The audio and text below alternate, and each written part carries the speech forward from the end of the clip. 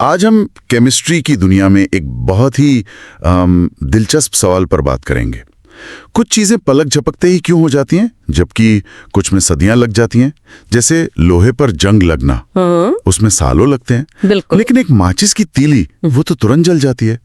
तो किसी रिएक्शन की स्पीड को आखिर कंट्रोल क्या करता है? देखिए, ये सब आता है केमिकल काइनेटिक्स के अंदर। केमिकल काइनेटिक्स, हाँ, ये केमिस्ट्री की एक ऐसी ब्रांच है जो रिएक्शन की स्पीड, यानी rate of reaction, exactly rate of reaction और वो रिएक्शन होती कैसे है, उसका पूरा मैकेनिज्म उसे समझने में मदद करती है। ये शब्द ग्रीक काइनेसिस से आया है, जिसका मतलब होता है मूवमेंट या गति। अच्छा, तो फिर ये थर्मोडायनेमिक्स से अलग कैसे है? मैंने तो हमेशा यही सुना है कि थर्मोडायनेमिक्स बताता है कि कोई रिएक्शन होगी भी या नहीं। बिल्कुल, और ये एक बहुत ही आम कंफ्यूजन है।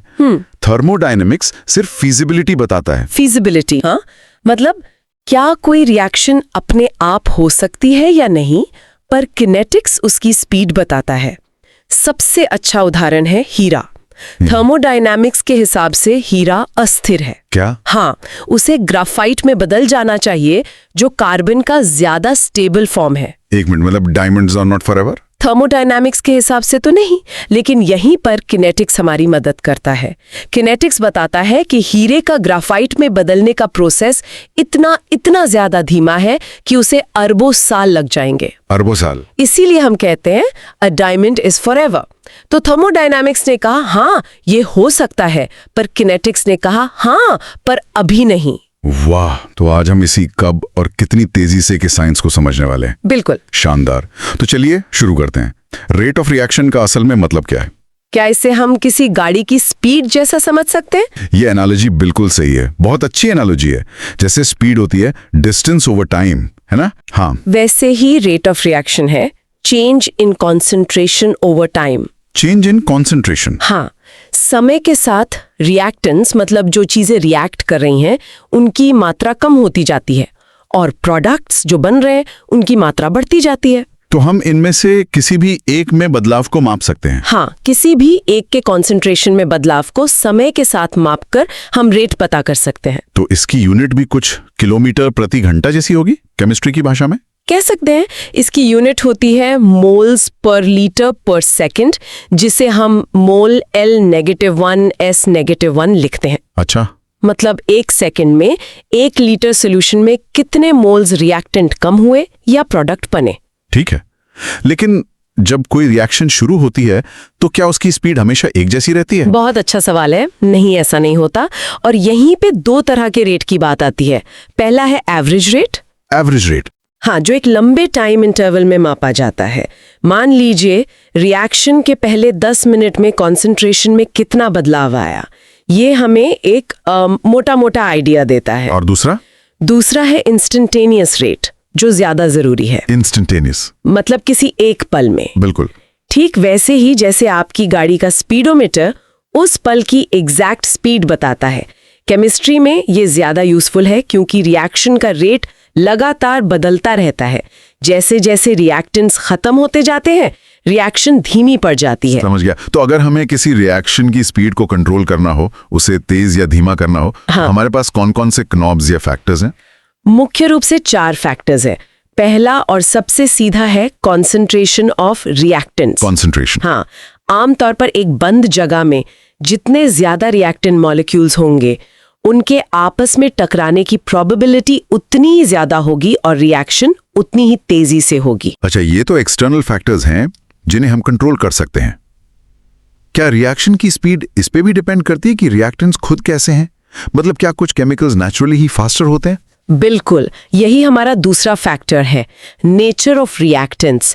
कुछ सब्सटेंसेस स्वाभाविक रूप से दूसरों की तुलना में ज्यादा तेजी से रिएक्ट करते हैं। जैसे सोडियम का एक छोटा टुकड़ा पानी में डालते ही धमाका करता है, जबकि लोहा वो धीरे धीरे सालों में जंग खाता है। ये उनके केमिकल नेचर पर डिपेंड करता है। ठीक है, 2 हो गए। तीसरा फैक्टर टेम्परेचर होगा, है ना? हम सब जानते हैं कि खाना तेज आंच पर जल्दी पकता है। हाँ, तीसरा फैक्टर है टेम्परेचर। टेम्परेचर बढ़ाने से ज्यादातर रिएक्शंस की स्पीड बढ़ जाती है। और एक रूल ऑफ थंब है जो हमेशा 100% सही नहीं होता पर एक अच्छा अंदाजा देता है क्या? कि हर 10 डिग्री सेल्सियस टेम्परेचर बढ़ाने पर रिएक्शन का रेट लगभग डबल हो जाता है। डबल? ये तो बहुत बड़ा जंप है। और आखिरी नॉब? चौथा और सबसे दिलचस्प है कैटलिस्ट। कैटलिस्ट ये एक ऐसा सब्सटेंस है जो खुद रिएक्शन में कंज्यूम हुए बिना रिएक्शन की स्पीड को बढ़ा देता है। एक तरह से रिएक्शन के लिए एक शॉर्टकट बना देता है जिसमें कम मेहनत लगती है। हमारी बॉडी में जो एंजाइम्स होते हैं वो भी तो यही करते हैं। बेहतरीन उदाहरण है। एंजाइम्स बायोलॉजिकल कैटलिस्ट्स ही हैं जो हमारे खाने को पचाने जैसे रिएक्शंस को लाखों गुना तेज कर देते हैं। लेकिन ये तो फ्री लंच जैसा लगता है। अगर कैटलिस्ट कंज्यूम नहीं होता तो क्या हम उसे हमेशा के लिए यूज कर सकते हैं? क्या वो कभी खराब नहीं होता? ये एक बहुत ही प्रैक्टिकल सवाल है। थियोरेटिकली हाँ, उसे हमेशा काम करना चाहिए, लेकिन रियल वर्ल्ड में कैटलिस्ट अक्सर दूसरी इम्प्यूरिटी से पॉइजन हो जाते हैं।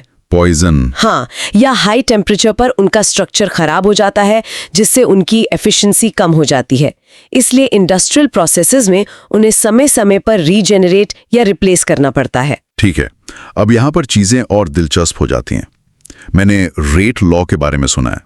ये क्या है? क्या ये रिएक्शन का रूल बुक है? हाँ, रूल बुक एक अच्छा शब्द है। रेट लॉ एक मैथमेटिकल एक्सप्रेशन है। ये बताता है कि रिएक्शन का रेट रिएक्टेंट्स की कॉन्सेंट्रेशन पर क्वांटिटेटिवली कैसे डिपेंड करता है। इक्वेशन क्या है इसकी? इसे हम ऐसे लिखते हैं, rate is equal to KAX/BY। चलिए इस फॉर्मूला को थोड़ा तोड़ते हैं। इसमें K, X और Y का क्या मतलब है? जरूर। यहाँ A और B तो रिएक्टेंट्स की कॉन्सेंट्रेशन है। ठीक है। K एक प्रोपोर्शनैलिटी कांस्टेंट है जिसे रेट कांस्टेंट कहते हैं। ये हर रिएक्शन के लिए यूनिक होता है। और X और Y ये एक्सपोनेंट्स है जो बताते हैं कि एक या B की कॉन्सेंट्रेशन बदलने पर रेट कितना सेंसिटिव है। मतलब अगर x इज इक्वल टू 1 है तो A की कॉन्सेंट्रेशन डबल करने पर रेट भी डबल हो जाएगा। लेकिन अगर x इज इक्वल टू 2 है तो A की कॉन्सेंट्रेशन डबल करने पर रेट 4 गुना 2 स्क्वायर्ड हो जाएगा। एक मिनट, तो आप कह रही हैं कि मैं रिएक्शन की बैलेंस्ड केमिकल इक्वेशन देखकर ये नहीं बता सकता कि x और y की वैल्यू क्या होगी? एग्जैक्टली। ये तो केमिस्ट्री के रूल्स के खिलाफ लगता है। मतलब अगर इक्वेशन में 2a + b लिखा है तो x इज इक्वल टू 2 और y इक्वल टू 1 होना चाहिए। यही सबसे बड़ा मिसकॉन्सेप्शन है और केमिकल काइनेटिक्स का सबसे महत्वपूर्ण कॉन्सेप्ट भी। x और y को एक्सपेरिमेंटली डिटरमिन किया जाता है। एक्सपेरिमेंटली? हाँ, उनका बैलेंस्ड इक्वेशन के कोएफिशिएंट से कोई लेना देना नहीं हो सकता या हो भी सकता है, पर ये जरूरी नहीं है। पर ऐसा क्यों? ये तो बहुत अजीब है। देखिए, एक बैलेंस्ड इक्वेशन तो बस ये बताती है कि स्टार्टिंग में क्या था और एंड में क्या बना। वो एक समरी है। वो ये नहीं बताती कि रिएक्शन हुई कैसे। हो सकता है वो रिएक्शन असल में 3 स्टेप्स में हो रही हो। अच्छा। और अगर उन 3 स्टेप्स में से कोई एक स्टेप बहुत धीमा है तो पूरी रिएक्शन की स्पीड तो सिर्फ उसी स्लो स्टेप पर ही डिपेंड करेगी, है ना? हाँ, ये तो सही बात है। और ये रेसिपी, ये मैकेनिज्म तो हमें लैब में एक्सपेरिमेंट करके ही पता चलता है। और इसी x और y से जुड़ा हुआ है ऑर्डर ऑफ रिएक्शन। बिल्कुल, ऑर्डर ऑफ रिएक्शन इन्हीं एक्सपोनेंट्स का सम होता है, x + y। अगर x + y 0 है तो ये 0 ऑर्डर रिएक्शन है। मतलब रेट रिएक्टेंट की कॉन्सेंट्रेशन पर डिपेंड ही नहीं करता। सही, आप कितना भी रिएक्टेंट डाल दें स्पीड उतनी ही रहेगी। और फर्स्ट ऑर्डर रिएक्शन का मतलब हुआ है x + y = 1, यानी रेट कॉन्सेंट्रेशन के डायरेक्टली प्रोपोर्शनल है। कॉन्सेंट्रेशन डबल तो रेट भी डबल। ज्यादातर रेडियोएक्टिव डिके फर्स्ट ऑर्डर होते हैं ना? एकदम सही। और अगर x + y 2 है तो वो सेकेंड ऑर्डर रिएक्शन होगी। ये वैल्यूज मतलब ऑर्डर ऑफ रिएक्शन 0, इंटीजर, यहाँ तक कि फ्रैक्शन में भी हो सकती है। एक और टर्म है मॉलिक्यूलैरिटी। ये ऑर्डर ऑफ रिएक्शन से कैसे अलग है? सुनने में दोनों एक जैसे लगते हैं। ये एक बहुत ही महत्वपूर्ण सवाल है। दोनों में जमीन आसमान का फर्क है। मॉलिक्यूलैरिटी एक थियोरेटिकल कॉन्सेप्ट है। थियोरेटिकल? हाँ, ये सिर्फ एलिमेंट्री रिएक्शंस यानी जो सिंगल स्टेप में होती हैं उनके लिए डिफाइन की जाती है। ये बस ये बताती है कि उस एक स्टेप में कितने मॉलिक्यूल्स एक साथ टकरा रहे हैं। ये हमेशा एक पॉजिटिव इंटीजर होता है, 1, 2 या 3। तो मॉलिक्यूलैरिटी थ्योरी है जिसे हम इक्वेशन देखकर बता सकते हैं। हाँ। और ऑर्डर? ऑर्डर एक एक्सपेरिमेंटल कॉन्सेप्ट है।